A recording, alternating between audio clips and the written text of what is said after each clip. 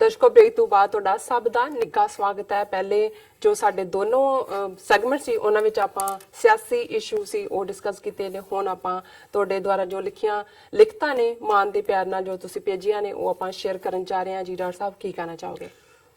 ਦੇਖੋ OIC ਦੀ meeting ਨੂੰ ਲੈ ਕੇ ਅਸੀਂ ਰਾਦਰ ਸ਼ਿਕਵਾ ਵੀ ਕੀਤਾ ਸੀ ਕਿ ਵੀ 50 ਤੋਂ ਜ਼ਿਆਦਾ 55-56 ਇਸਲਾਮਿਕ ਦੇਸ਼ ਔਰ ਜਦੋਂ ਕਸ਼ਮੀਰ ਦੇ ਵਿੱਚ ਇੰਨਾ ਖੂਨ ਖਰਾਬਾ ਭਾਰਤੀ ਫੌਜਾਂ ਕਰ ਰਹੀਆਂ ਨੇ, ਪਾਕਿਸਤਾਨ ਦੇ ਖਿਲਾਫ ਵੀ ਭਾਰਤ ਨੇ ਕਿਸ ਕਿਸਮ ਦੀ ਹਕਾਮਤ ਕੀਤੀ ਹੈ ਜੀ ਤੇ ਇੰਡੀਆ ਨੂੰ ਸਪੈਸ਼ਲ ਗੈਸਟ ਦੇ ਤੌਰ ਤੇ ਇਨਵਾਈਟ ਕਰਨਾ OIC ਮੀਟ ਜਿਹੜਾ ਪਹਿਲਾਂ ਕਦੇ ਨਹੀਂ ਹੋਇਆ ਵੀ ਤੁਹਾਡਾ ਕਿੱਥੇ ਹੈ ਇਸਲਾਮਿਕ ਭਾਈਚਾਰਾ ਔਰ ਹਮ ਮਜ਼ਹਬ ਦੀ ਜੇ ਤੁਹਾਨੂੰ ਆਪਣੇ ਦਰਦ ਕਸ਼ਮੀਰ ਦੇ ਬੱਚਿਆਂ ਦਾ ਬੀਬੀਆਂ ਦਾ ਔਰ ਉੱਥੇ ਜੋ ਫੌਜ ਮਾੜੇ ਕੁਕਰਮ ਕਰ ਰਹੀ ਹੈ ਜੀ ਔਰ ਜ਼ਾਹਰ ਹੈ ਪਾਕਿਸਤਾਨ ਨੇ ਵੀ ਇਸ ਦਾ ਆਫੀਸ਼ੀਅਲ ਪ੍ਰੋਟੈਸਟ ਕੀਤਾ ਹੈ ਔਰ ਸੁਸ਼ਮਾ ਸਵਰਾਜ ਨੇ ਜਿਹੜੇ ਮੇਨ ਸੈਸ਼ਨ ਜਦੋਂ ਸ਼ਾਮਲ ਹੋਈ ਜਿਹੜਾ ਪਾਕਿਸਤਾਨ ਨੇ ਉਹਦਾ ਬਾਈਕਾਟ ਕੀਤਾ, ਕੁਰਸੀ ਖਾਲੀ ਸੀ ਜੀ। ਲੇਕਿਨ ਜਿਹੜਾ ਕਈ ਵਾਰ ਇਹ ਹੁੰਦਾ ਹੈ ਕਿ ਵੀ ਡਿਪਲੋਮੇਸੀ ਦੀ ਦੁਨੀਆ 'ਚ ਵੀ ਜਦੋਂ ਹੋ ਸਕਦਾ ਵੀ ਪਹਿਲਾ ਬਾਊਟ ਤੁਸੀਂ ਲੂਜ਼ ਕਰੋ ਲੇਕਿਨ ਇਹਦਾ ਐਂਡ ਇਹ ਹੁੰਦਾ ਹੈ ਕਿ ਵੀ ਐਂਡ ਕਿਹਦੇ ਹੱਕ 'ਚ ਗਿਆ। ਸੋ ਜ਼ਾਹਰ ਹੈ ਵੀ ਅੱਜ ਜਦੋਂ ਕਿ OIC ਦੀ ਫਾਈਨਲ ਸਟੇਟਮੈਂਟ ਆਈ ਹੈ ਕਸ਼ਮੀਰ ਦੇ ਉੱਤੇ ਵੀ ਔਰ ਦੂਸਰਾ ਔਰ ਮੈਂ ਦੇਖ ਰਿਹਾ ਸੀ ਵੀ ਕਾਂਗਰਸ ਦਾ ਸਪੋਕਸਪਰਸਨ ਸੁਰਜੇਵਾਲਾ ਉਹ ਪੂਰਾ ਜਿਹਨੂੰ ਕਹਿੰਦੇ ਨੇ ਵੀ ਰਾਸ਼ਨ ਪਾਣੀ ਲੈ ਕੇ ਚੜਿਆ ਸੀ ਇੰਡੀਅਨ ਗਵਰਨਮੈਂਟ ਤੇ ਕਿ ਵੀ ਇਹਨਾਂ ਨੇ ਬੇਇੱਜ਼ਤੀ ਕਰਾਈ ਹੈ ਮੋਦੀ ਸਰਕਾਰ ਨੇ। OIC ਮੀਟ 'ਚ ਕਸ਼ਮੀਰ ਨੂੰ ਇੰਡੀਅਨ ਆਕੂਪਾਈਡ ਕਿਹਾ, ਜ਼ੁਲਮਾਂ ਦੀ ਜਿਹੜੀ ਹੈ ਗੱਲ ਹੋਈ ਔਰ ਇਹ ਕਿਹਾ ਵੀ ਉੱਥੇ ਏਡ ਭੇਜੋ ਔਰ ਇਹ ਹੋਇਆ ਵੀ ਇਹਨਾਂ ਨੂੰ ਬੇਇੱਜ਼ਤੀ ਕਰਾਉਣ ਦੀ ਕੀ ਲੋੜ ਸੀ, ਦਿਸ ਇਜ਼ ਇਨਟੋਲਰੇਬਲ ਇਹ ਉਹ। ਸੋ ਉਹਨਾਂ ਨੇ ਵੀ ਔਰ ਜ਼ਾਹਰ ਹੈ ਕਿ ਸਾਡੇ ਜਿਹੜੇ ਸੂਝਵਾਨ ਦਰਸ਼ਕ ਨੇ ਉਹ ਵੀ ਇਸ ਗੱਲ ਨੂੰ ਨੋਟਿਸ ਕਰਦੇ ਨੇ ਔਰ ਜਿਵੇਂ ਨਜ਼ਾਕਤ ਅਲੀ ਜੀ ਨੇ ਸਾਨੂੰ ਇਸ ਦੇ ਉੱਤੇ ਲਿਖਿਆ ਕਿ we I think Pakistan has hoodwinked India in OIC meeting. Firstly, our foreign minister refused to attend it. Then Sushma Bibi addressed the OIC and picture was shared that Indian foreign minister is addressing the OIC and Pakistan's chair is vacant. They had put caption on it, successful diplomacy.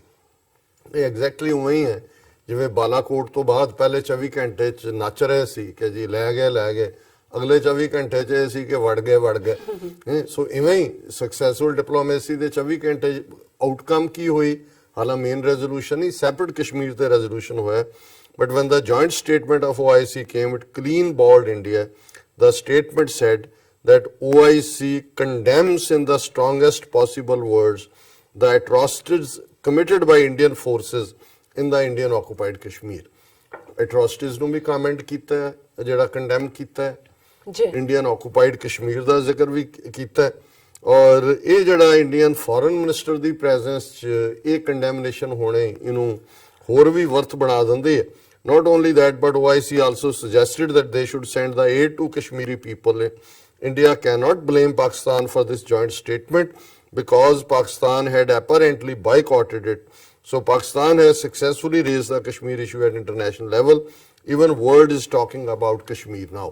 ਜਿਵੇਂ ਅਰੁਣਧਾਤੀ ਰਾਏ ਨੇ ਵੀ ਕੀਤਾ ਸੀ ਕਿ ਆਪਣੀ ਕਰਤੂਤਾਂ ਦੇ ਨਾਲ ਇਹਨਾਂ ਨੇ ਕਸ਼ਮੀਰ ਇਸ਼ੂ ਨੂੰ ਇੰਟਰਨੈਸ਼ਨਲ ਜਿਹੜਾ ਪਲੇਟਫਾਰਮ ਦੇ ਉੱਤੇ ਲੈ ਆਂਦਾ ਔਰ ਇਹ OIC ਜਿਵੇਂ ਉਹਨਾਂ ਦਾ ਕਹਿਣਾ ਹੈ ਕਿ ਵੀ ਇਹ ਇੱਕ ਸਕਸੈਸਫੁਲ ਡਿਪਲੋਮੇਸੀ ਹੈ ਪਰ ਮੈਂ ਸਮਝਦਾ ਵੀ ਪਹਿਲੀ ਸਟੇਜ ਤੇ ਤਾਂ ਇਹ ਠੀਕ ਨਹੀਂ ਸੀ ਕਿ ਵੀ ਈਵਨ ਉਹਨਾਂ ਦਾ ਸੱਦਣਾ ਵੀ ਸੁਸ਼ਮਾ ਸਵਰਾਜ ਨੂੰ ਪਰ ਸਰਟਨਲੀ ਪਾਕਿਸਤਾਨ ਨੇ ਬਿਹਾਈਂਡ ਦਾ ਕਰਟਨ ਜ਼ਰੂਰ ਕੰਮ ਡਿਪਲੋਮੇਸੀ ਇਹੀ ਹੁੰਦੀ ਹੈ ਔਰ ਨਜ਼ਾਕਤ ਅਲੀ ਜੀ ਨੇ ਇਹ ਵੀ ਕਿਹਾ I think when Kartarpur border opens in November, the Khalistan will resurface once more and if it gets momentum, we may pretty soon be seeing world powers talking about Khalistan as they are talking about Kashmir now. ਕਿ ਜੇ ਖਾਲਿਸਤਾਨ ਦੀ movement ਤਿੱਖੀ ਹੁੰਦੀ ਹੈ ਆਉਣ ਵਾਲੇ period 'ਚ ਜਿਵੇਂ ਹੁਣ ਕਸ਼ਮੀਰ ਦੀ ਚਰਚਾ ਹੈ ਖਾਲਿਸਤਾਨ ਦੀ ਚਰਚਾ ਵੀ ਹੋਏਗੀ।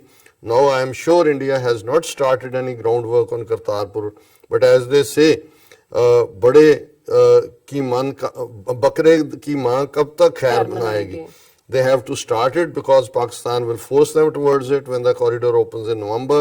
Khalistan movement gets momentum because when Sikhs come here, they will be served food from the fields where Guru Nanak ji plucked Trust me, Dr. Sahab, after dining from Guru Nanak Ji's field, Sikhs will be reminded of Kharistan by the food and Guruji's essence present in the food. I look at Kartarpur corridor as a corridor of independence for our Sikh brethren. ਨਜ਼ਦਾਕਤ Ali ji ਬਹੁਤ ਬਹੁਤ ਸ਼ੁਕਰੀਆ। ਉਹਨਾਂ ਨੇ ਕਿਹਾ ਕਿ India ਜਿਹੜਾ ਹੈ ਹੁਣ ਉਸ ਹਾਲਤ ਫੋਰਸ ਹੋਏਗਾ ਕਿ ਉਹਨਾਂ ਨੂੰ ਵੀ ਕਰਤਾਰਪੁਰ ਕੋਰੀਡੋਰ ਤੇ ਕੰਮ ਕਰਨਾ ਪਏਗਾ ਔਰ ਨਵੰਬਰ 'ਚ ਜਦੋਂ ਕਿ ਗੁਰੂ ਨਾਨਕ ਸਾਹਿਬ ਦੀ ਬਰਥ ਐਨੀਵਰਸਰੀ ਹੈ ਜ਼ਾਹਰ ਹੈ ਸਿੱਖ ਆਉਣਗੇ ਔਰ ਉੱਥੇ ਜਿਹੜੇ ਫੀਲਡਸ ਨੇ ਉਹਨਾਂ ਦੇ ਵਿੱਚੋਂ ਹੀ ਜਿਹੜੀ ਪ੍ਰੋਡਿਊਸ ਹੈ ਉਹੀ ਲੰਗਰ 'ਚ ਇਸਤੇਮਾਲ ਹੋਏਗਾ ਜਿਵੇਂ ਉਹਨਾਂ ਨੇ ਸਾਰਿਆਂ ਨੂੰ ਡਿਸਾਈਡ ਕੀਤਾ ਹੈ। ਔਰ ਉਹਨਾਂ ਨੇ ਕਿਹਾ ਕਿ ਭਾਈ ਉਸ ਦੇ ਵਿੱਚ ਇੱਕ ਬਰਕਤ ਵੀ ਹੈ ਔਰ ਬਹੁਤ ਜਲਦੀ ਇਹ ਜਿਹੜਾ ਕਰਤਾਰਪੁਰ ਕੋਰੀਡੋਰ ਹੈ ਇਹੀ ਖਾਲਿਸਤਾਨ ਦਾ ਇੱਕ ਵੱਡਾ ਗੇਟਵੇ ਵੀ ਬਣ ਕੇ ਉਭਰੇਗਾ। ਸੋ ਨਜ਼ਾਕਤ ਅਲੀ ਜੀ ਤੁਹਾਡਾ ਬਹੁਤ ਬਹੁਤ ਸ਼ੁਕਰੀਆ ਔਰ ਅਸੀਂ ਪਾਕਿਸਤਾਨ ਦੇ ਡਿਪਲੋਮੈਟਸ ਨੂੰ ਵੀ ਮੁਬਾਰਕਬਾਦ ਦਿੰਦੇ ਵੀ ਘੱਟੋ ਘੱਟ ਉਹਨਾਂ ਨੇ ਜਿਹੜਾ ਇਹਨਾਂ ਦਾ ਇਹ ਪਹਿਲਾ ਸੀ ਕਿ ਜੀ ਅਸੀਂ OIC 'ਚ ਵੀ ਵੜ ਗਏ, ਇੱਥੇ ਵੀ ਜਿਹੜਾ ਆਂਡਾ ਮੂੰਹ ਤੇ ਖਾ ਕੇ ਆਏ ਨੇ, ਮੂੰਹ ਦੇ ਅੰਦਰ ਨਹੀਂ ਵੜਿਆ, ਉਹਨੂੰ ਕਹਿੰਦਾ ਐਗ ਔਨ ਦਾ ਫੇਸ। ਜੀ ਡਾਕਟਰ ਸਾਹਿਬ ਤੁਹਾਡਾ ਬਹੁਤ ਬਹੁਤ ਸ਼ੁਕਰੀਆ। ਅਸੀਂ ਪਹਿਲਾਂ ਆਪਣੇ ਦਰਸ਼ਕਾਂ ਨੂੰ ਜੋ ਸਾਂਝੀ ਫਤਿਹ ਬੁਲਾ ਦਿੰਦੇ ਹਾਂ। ਵਾਹਿਗੁਰੂ ਜੀ ਕਾ ਖਾਲਸਾ ਵਾਹਿਗੁਰੂ ਜੀ ਕੀ ਫਤਿਹ ਔਰ ਸਾਰਿਆਂ ਨੂੰ ਸਲਾਮ ਐਂਡ ਹੈਲੋ ਐਂਡ ਤੁਹਾਡਾ ਸਭ ਦਾ ਬਹੁਤ ਬਹੁਤ ਸ਼ੁਕਰੀਆ ਸਾਨੂੰ ਲਿਖਣ ਦਾ। ਔਰ ਪ੍ਰਭਜੀਤ ਜੀ ਸਾਨੂੰ ਪਹਿਲੇ ਸੈਗਮੈਂਟ ਤੇ ਲਿਖਦੇ ਆ ਆਜ਼ਾਦੀ to Kashmir brothers and sister and ਨਦੀ ਨੋ ਮਠਾਰੂ ਜੀ ਵੀ ਸਾਨੂੰ ਲਿਖਦੇ ਨੇ, ਇਹ ਕਹਿੰਦੇ ਨੇ ਇਹ ਸਭ ਤਜਰਬਾ ਹੈ ਭਾਰਤੀ ਗਧੇ ਤੇ ਘੋੜਿਆਂ ਦੇ ਦਿਮਾਗੀ ਟੈਸਟ ਹੈ ਤਾਂ ਕਿ ਮਾਨਸਿਕ ਤੌਰ ਤੇ ਸਦੀਆਂ ਤੋਂ ਬਿਮਾਰ ਦੇਸ਼ ਦੇ ਤੇ ਆਸਾਨੀ ਨਾਲ ਅਗਵਾ ਕਰਨ ਦਾ ਟੈਸਟ ਜਾਰੀ ਹੈ। ਉਹ ਬਚ ਸਕਣਗੇ ਜੋ ਇੰਟੈਲੀਜੈਂਟ ਫੈਸਲੇ ਲੈਣਗੇ, ਖਾਸ ਕਰ ਸਿੱਖ, ਉਹਨਾਂ ਨੇ ਕਿਹਾ। ਸਤਪਾਲ ਸਿੰਘ ਪੁਰੇਵਾਲ ਸਾਨੂੰ ਫਤਿਹ ਬੁਲਾਉਂਦੇ ਨੇ। ਅਸਲ ਵਿੱਚ ਮੋਦੀ ਦਾ ਇੱਕ ਹੀ ਏਜੰਡਾ ਹੈ ਕਿ ਇਤਿਹਾਸ ਵਿੱਚ ਮੇਰਾ ਨਾਮ ਔਰੰਗਜ਼ੇਬ ਵਾਂਗ ਜਾਣਿਆ ਜਾਵੇ, ਇਸ ਲਈ ਦੇਸ਼ ਦਾ ਲੋਕਾਂ ਦਾ ਜਿੰਨਾ ਮਰਜ਼ੀ ਨੁਕਸਾਨ ਹੋ ਜਾਵੇ ਕਰਨਾ ਪੈ ਜਾਵੇ। ਸੋ ਇਸ਼ਫਾਕ ਸ਼ਾਹ ਸਾਨੂੰ ਲਿਖਦੇ ਨੇ ਡਾਕਟਰ ਸਾਹਿਬ Imran is real leader, thanks god we have first time in Pakistan. और मनजीत सिंह मिठारू सान लिखते हैं very important analysis about the real matter of box bloody event created by dirty mind of Delhi. और फिर उन्होंने मैसेज हैगा India is at the sleeping floor we are at the blunder foolish Delhi cunning mind, उन्होंने लिखा। और जीता सिकंदर जी सानू लिखते हैं खालसा जिंदाबाद TV 84 गरजाव रेफरेंडम 2020 में सानू उन्होंने लिखा। और जो साडे नेक्स्ट सेगमेंट सी जेड़ा अपना सेकंड वाला YouTube मैसेजेस भी देखते हैं जी। सैसी यूनियन ने क्या हिंदू शैतान मुर्दाबाद। जावेद जट लिखते हैं सलाम डॉक्टर साहब you are great speaker, I listen you every time, we love Khalistan. बहुत बहुत शुक्रिया जावेद जी। जगदीप कौर राणा उन्होंने खुशी का इजहार किया है। मुनीब खटक हमारी हिंदी सेना बहादुर है और उन्होंने ਜਿਹਨੂੰ ਕਹਿੰਦੇ ਨੇ ਜੈਬ ਲਿਆ ਉਹਦੇ ਤੇ ਜੀ। ਸੈਬ ਜਰਾਲ ਜ਼ਿਆਦਾ ਆਟੋ ਰਿਪੇयर इलेक्ट्रीशियन, उनका इंडियन आर्मी इज कवर्ड। और इसी तरह Syed Zaid we want a war for Khalistan for Kashmir, it's a fact. देखो जंग ਤਾਂ ਕਿਸੇ ਮਸਲੇ ਦਾ ਹੱਲ ਨਹੀਂ ਹੁੰਦਾ, ਜਿਵੇਂ ਇਮਰਾਨ ਖਾਨ ਸਾਹਿਬ ਨੇ ਕਿਹਾ ਕਿ ਗੱਲਬਾਤ ਹੀ ਹੱਲ ਹੈ। ਔਰ ਮੈਂ ਸਮਝਦਾ ਵੀ ਇਨ ਦਾ ਐਂਡ ਭਾਰਤ ਕੋਲ ਕੋਈ ਚੋਇਸ ਨਹੀਂ ਹੋਏਗੀ ਗੱਲਬਾਤ ਦੀ ਟੇਬਲ ਤੇ ਆਏ ਬਿਨਾ ਔਰ ਕਸ਼ਮੀਰੀਆਂ ਨੂੰ ਜਿਹੜਾ ਉਹਨਾਂ ਦਾ ਹੱਕ ਦਿੱਤੇ ਬਿਨਾ। ਔਰ ਫਿਰ ਉਹਨਾਂ ਨੇ ਮੁਨੀਬ ਖਟਕ ਜੀ ਲਿਖਦੇ ਨੇ ਕਿ ਵੀ ਸਿੱਖ ਕਿਉਂ ਹਿੰਦੂਆਂ ਦੀ ਗੁਲਾਮੀ ਕਬੂਲ ਕਰ ਰਹੇ ਨੇ। ਜ਼ਹੀਰ अहमद अवान लिखते हैं मेरा नाम Zaheer Ahmed from Saudi Arabia. Neelam sister क्या करें, 2 दिन झूठ सुना कि आपका ही चैनल है, डॉक्टर साहब से सच सुनने के लिए मिलता है। डॉक्टर साहब को अल्लाह लम्मी उम्र दे, क्योंकि साडा वीकेंड प्रोग्राम नहीं हुंदा। सो ऑब्वियसली उन्होंने 2 दिन दे इंडियन मीडिया दे झूठ की गल कीती है। सनी हांगकांग ਜਿਹੜਾ ਉਹ ਵੀ ਐਡਮਾਇਰ ਕਰਦੇ ਨੇ। और बाज सिंह वाहिगुरू जी का खालसा वाहिगुरू जी की फतेह।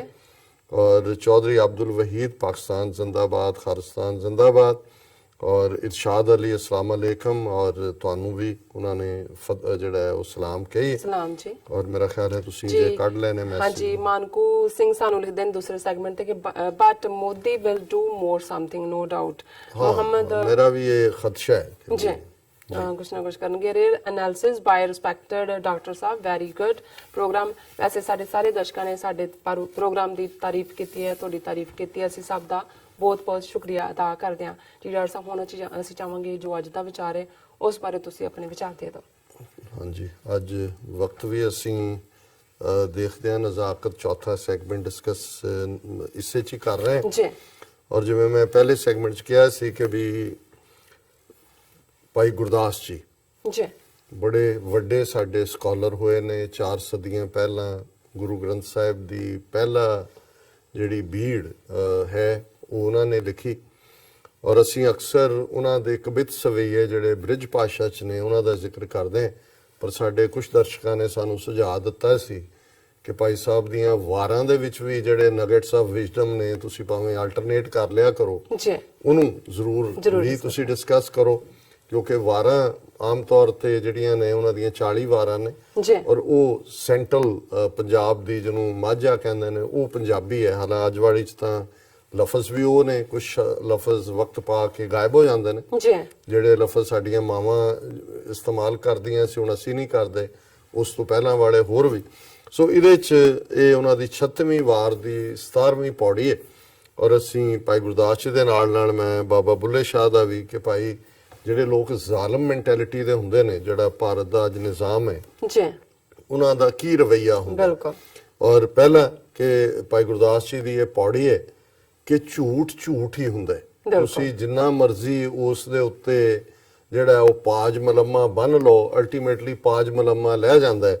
ਔਰ ਉਹਦੇ 'ਚ ਭਾਈ ਸਾਹਿਬ ਨੇ ਲੋਕਲ ਮੈਟਾਫਰ ਅਲੰਕਾਰ ਇਸਤੇਮਾਲ ਕੀਤੇ ਨੇ, ਜਿਹੜੀ ਅਵੇਲੇਬਿਲਟੀ ਸਾਡੇ ਪੰਛੀ ਨੇ ਜਾਂ ਦੂਜਿਆਂ ਦਾ। ਉਹਨਾਂ ਨੇ ਕਿਹਾ ਜੇ ਖੁੱਥੀ ਬਿੰਡਾ ਬਹਿ ਕਿਉਂ ਹੋਏ ਬਜਾਜ, ਕੁੱਤੇ ਦੇ ਗਲ ਵਾਸਣੀ ਨਾ ਸਰਾਫੀ ਸਾਜ, ਰਤਨ ਮਣੀ ਗਲ ਬਾਂਦਰੇ ਜੌਰੀ ਨੈ ਕਾਜ, ਗਦੋ ਚੰਦਨ ਲੱਦੀਐ ਨੈ ਗਾਂਧੀ ਗਾਜ, ਜੇ ਮੱਖੀ ਮੂੰਹ ਮਕੜੀ ਕਿਉਂ ਹੋਵੇ ਬਾਜ, ਸੱਚ ਸਜਾਵਾਂ ਕਾਢੀਐ ਕੂੜ ਕੂੜਾ ਪਾਜ। ਪਹਿਲਾਂ ਤਾਂ ਬੀਂਡਾ ਸਾਡੇ ਪੰਜਾਬ ਦੇ ਜਾਣਦੇ ਨੇ ਵੀ ਬੀਂਡਾ ਵਰਡ ਅੰਗਰੇਜ਼ੀ 'ਚ ਉਹਨੂੰ ਕ੍ਰਿਕਟ ਕਹਿੰਦੇ ਨੇ। ਬੀਂਡਾ ਜਿਹੜਾ ਉਹ ਬੋਲਦਾ ਹੈ।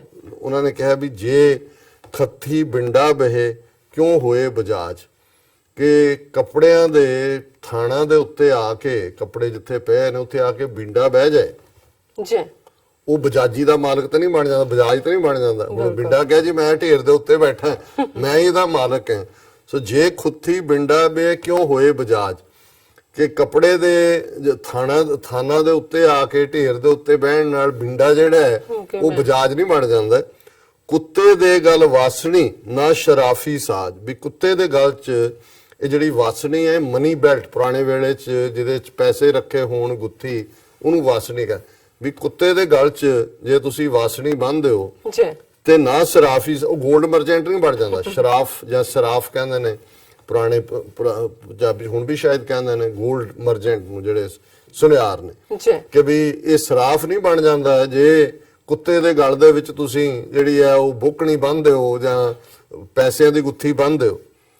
ਰਤਨ ਮਣੀ ਗਲ ਬਾਂਦਰੇ ਜੌਰੀ ਨੇ ਕਾਜ, ਹੁਣ ਰੂਬੀਜ਼ ਐਂਡ ਜੂਲਸ, ਰਤਨ ਮਣੀ ਇਹ ਵੀ ਬਾਂਦਰ ਦੇ ਗਲੇ 'ਚ ਤੁਸੀਂ ਰੂਬੀਜ਼ ਐਂਡ ਜੂਲ ਬੰਨ੍ਹਦੇ ਹੋ, ਉਹ ਜੂਲਰ ਤਾਂ ਨਹੀਂ ਬਣ ਜਾਂਦਾ। ਜੌਹਰੀ ਕਹਿੰਦੇ ਨੇ ਜੂਲਰ ਨੂੰ, ਉਹ ਜੂਲਰ ਨਹੀਂ ਬਣ ਜਾਂਦਾ। ਗਦੋ ਚੰਦਨ ਲਾਈਐ ਨੇ ਗਾਂਧੀ ਗਾਜ, ਹੁਣ ਗਧੇ ਦੇ ਉੱਤੇ ਤੁਸੀਂ ਚੰਦਨ ਲੱਦਦੇ ਹੋ ਤੇ ਗਧਾ ਕਹੇ ਜੀ ਮੈਂ ਤਾਂ ਖੁਸ਼ਬੂਆਂ ਵੇਚਣ ਵਾਲਾ, ਜਿਹੜੇ ਪਰਫਿਊਮਰ ਹੁੰਦੇ ਨੇ ਜਿਹੜੇ ਉਹ ਸਾਰੇ ਨੂੰ ਜਿਹੜੀ ਪਰਮਲ ਦੂਜੇ ਤੀਜੇ ਖੁਸ਼ਬੂਆਂ ਵੇਚਦੇ ਸੀ, ਉਹਨਾਂ ਨੂੰ ਪੁਰਾਣੇ ਪੰਜਾਬੀ 'ਚ ਗਾਂਧੀ ਕਹਿੰਦੇ ਸੀ। ਕਿ ਵੀ ਜੇ ਗਧੇ ਦੇ ਉੱਤੇ ਤੁਸੀਂ ਲੱਦਿਆ ਹੋਇਆ ਹੈ ਤਾਂ ਮਤਲਬ ਇਹ ਨਹੀਂ ਹੈ ਵੀ ਗਧਾ ਕਹੇ ਜੀ ਮੈਂ ਤਾਂ ਖੁਸ਼ਬੂਆਂ ਵੇਚਣ ਵਾਲਾ। ਜੇ ਮੱਖੀ ਮੋਏ ਮੱਕੜੀ ਕਿਉਂ ਹੋਵੇ ਬਾਜ, ਹੁਣ ਮੱਕੜੀ ਨੇ ਮੂੰਹ ਖੋਲਿਆ ਤੇ ਮੱਖੀ ਉਹਦੇ ਮੂੰਹ 'ਚ ਵੜ ਗਈ ਤੇ ਮੱਕੜੀ ਕਹੇ ਮੈਂ ਤਾਂ ਬਾਜ ਬਣ ਗਈ ਹਾਂ, ਮੈਂ ਤਾਂ ਸ਼ਿਕਾਰ ਕਰ ਰਿਹਾ, ਮੈਂ ਸ਼ਿਕਾਰ ਹੀ ਕਰਦਾ ਨਾ, ਬਾਜ ਨਹੀਂ, ਮੈਂ ਮੱਖੀ ਦਾ ਸ਼ਿਕਾਰ ਕੀਤਾ, ਮੂੰਹ ਖੁੱਲਾ ਸੀ ਵਿੱਚ ਵੜ ਗਈ। ਜੇ ਮੱਖੀ ਮੋਏ ਮੱਕੜੀ ਕਿਉਂ ਹੋਵੇ ਬਾਜ, ਸੱਚ ਸਚਾਵਾਂ ਕਾਢੀਐ ਕੂੜ ਕੂੜਾ ਪਾਜ। ਸੱਚ ਸਚਾਵਾਂ ਕੱਢ ਕੇ ਟਰੂਥ ਅਲਟੀਮੇਟਲੀ ਪ੍ਰਵੇਲ ਕਰਦਾ ਹੈ। ਸੱਚ ਸੱਚ ਹੀ ਹੈ, ਬਾਕੀ ਜਿਹੜਾ ਕੂੜ ਕੂੜਾ ਪਾਜ, ਜਿਹੜਾ ਫਾਲਸਹੁਡ ਹੈ, ਝੂਠ ਹੈ, ਜਿਹਦੇ ਤੁਸੀਂ ਮਲੰਮੇ ਚਾੜੇ ਹੁੰਦੇ ਨੇ, ਉਹਦਾ ਪਾਜ ਖੁੱਲ ਜਾਂਦਾ ਹੈ। ਅਲਟੀਮੇਟਲੀ ਉਹ ਜਿਹੜਾ ਐਕਸਪੋਜ਼ ਹੋ Expose ਹੋ ਜਾਂਦਾ। ਸੋ ਮੈਂ ਅੱਜ ਜਦੋਂ ਦੇਖ ਰਿਹਾ ਵੀ ਕਿਵੇਂ ਭਾਰਤੀ ਹਾਕਮ ਤੇ ਉਹਨਾਂ ਦਾ ਜਿਹੜਾ ਰਿਪਬਲਿਕ ਆਫ ਐਬਸਰਡਿਟੀ ਜਿਨ੍ਹਾਂ ਨੂੰ ਕਿਹਾ ਭੈਣ ਜੀ ਅਦੀਲਾ ਨੇ, ਉਹ ਆਪਣਾ ਲੱਗੇ ਹੋਏ ਨੇ, ਤਾਂ ਫਿਰ ਮੇਰੀਆਂ ਨਜ਼ਰਾਂ ਚੋਂ ਬਾਬਾ ਬੁੱਲੇ ਸ਼ਾਹ ਦਾ ਕਿ ਵੀ ਲੋਕ ਲਾਸ਼ਾਂ ਗਿਣਦੇ ਨੇ ਔਰ ਇਹ ਵੋਟਾਂ ਗਿਣਦੇ ਗਿਣਦੇ ਨੇ। ਕਿਸ ਹੱਦ ਤੱਕ ਜ਼ਾਲਮ ਨੇ। ਔਰ ਬਾਬਾ ਬੁੱਲੇ ਸ਼ਾਹ ਦਾ ਕਲਾਮ ਹੈ, ਬੇਦਰਦਾਂ ਸੰਗ ਕੈਸੀ ਯਾਰੀ, ਰੋਵਣ ਅੱਖੀਆਂ ਜ਼ਾਰੋ ਜ਼ਾਰੀ, ਬੇਦਰਦਾਂ ਦਾ ਕੀ ਪਰਵਾਸਾ, ਖੌਫ ਨਹੀਂ ਦਿਲ ਅੰਦਰ ਮਾਸਾ, ਚਿੜੀਆਂ ਮੌਤ ਗਵਾਰਾ ਹਾਸਾ, ਪਿੱਛੋਂ ਹੱਸ ਧੌੜੀ ਮਾਰੀ, ਬੇਦਰਦਾਂ ਸੰਗ ਕੈਸੀ ਯਾਰੀ। ਜੀ ਇਹ ਬੇਦਰਦ ਨੇ। ਜਦੋਂ ਤੁਸੀਂ ਅਸੀਂ ਜ਼ਾਲਮ ਬੇਤਰਸ ਕਹਿੰਦੇ ਆ ਕਿ ਭਾਈ ਇਹਨਾਂ ਦੇ ਨਾਲ ਕਾਹਦੀ ਯਾਰੀ। ਔਰ ਮੈਨੂੰ ਇਹ ਵੀ ਆ ਰਿਹਾ ਸੀ, ਆਪਣੀ ਕੌਮ ਦਾ ਵੀ ਆ ਰਿਹਾ ਸੀ ਵੀ ਜਦੋਂ 47 ਚ ਸਾਡੀ ਲੀਡਰਸ਼ਿਪ ਨੇ ਇਹਨਾਂ ਦੇ ਨਾਲ ਕਿਸਮਤ ਜੋੜੀ, ਉਦੋਂ ਉਹਨਾਂ ਨੂੰ ਇਹ ਅਹਿਸਾਸ ਵੀ ਨਹੀਂ ਹੋਣਾ ਕਿ ਇਹ ਕਿਸ ਹੱਦ ਤੱਕ ਬੇਦਰਦ ਨੇ ਔਰ ਇਹਨਾਂ ਦੇ ਨਾਲ ਸਾਹ ਜਿਹੜੀ ਹੈ ਕਿੱਥੇ ਜਾ ਕੇ ਡੇਗੇਗੀ। ਜੀ ਰੋਵਣ ਅੱਖੀਆਂ ਜ਼ਾਰੋ ਜ਼ਾਰੀ। ਜਦੋਂ ਤੁਸੀਂ ਇੱਕ ਵਾਰੀ ਯਾਰੀ ਲਾ ਲਈ ਤੇ ਫਿਰ ਉਹ ਜਿਹੜਾ ਦੁੱਖ ਨਿਕਲਦਾ ਹੈ, ਤਕਲੀਫ ਨਿਕਲਦੀ ਹੈ, ਪੇਨ ਨਿਕਲਦੀ ਹੈ, ਵਿਸਾਖਾਤ ਹੋਣ ਦਾ ਹੈ, ਉਹ ਰੋਵਣ ਅੱਖੀਆਂ ਜ਼ਾਰੋ ਜ਼ਾਰੀ। ਤੁਹਾਡੀਆਂ ਜ਼ਾਰੋ ਜ਼ਾਰ ਅੱਖਾਂ ਜਿਹੜੀਆਂ ਉਹਨਾਂ ਚੋਂ ਹੰਝੂ ਟਪਕਦੇ ਨੇ। ਜੀ ਬੇਦਰਦਾਂ ਦਾ ਕੀ ਪਰਵਾਸਾ, ਖੌਫ ਨਹੀਂ ਦਿਲ ਅੰਦਰ ਇਹ ਕਦੇ ਸਾਡੇ ਪੰਜਾਬੀ ਚ ਵੀ ਕਹਿੰਦੇ ਯਾਰ ਰੱਬ ਦਾ ਖੌਫ ਕਰੋ ਜਾਂ ਖੁਦਾ ਦਾ ਖੌਫ ਕਰੋ। ਜੀ ਵੀ ਇਹਨਾਂ ਦੇ ਅੰਦਰ ਤਾਂ ਮਾਸਾ ਵੀ ਲਿਟਲ ਬਿਟ, ਜਿਹਨੂੰ ਅੰਗਰੇਜ਼ੀ ਵਾਲੇ ਕਹਿਣਗੇ ਕਿ ਵੀ ਇਹਨਾਂ ਦਾ ਇਹ ਬੇਦਰਦ ਨੇ, ਇਹਨਾਂ ਦੇ ਅੰਦਰ ਦਰਦ ਨਾਂ ਦੀ ਕੋਈ ਚੀਜ਼ ਨਹੀਂ ਹੈ। ਖੌਫ ਨਹੀਂ ਦਿਲ ਅੰਦਰ ਮਾਸਾ, ਮਾਸਾ ਵੀ ਇਹਨਾਂ ਦੇ ਅੰਦਰ ਖੌਫ ਨਹੀਂ ਹੈ। ਚਿੜੀਆਂ ਮੌਤ ਗਵਾਰਾ ਹਾਸਾ।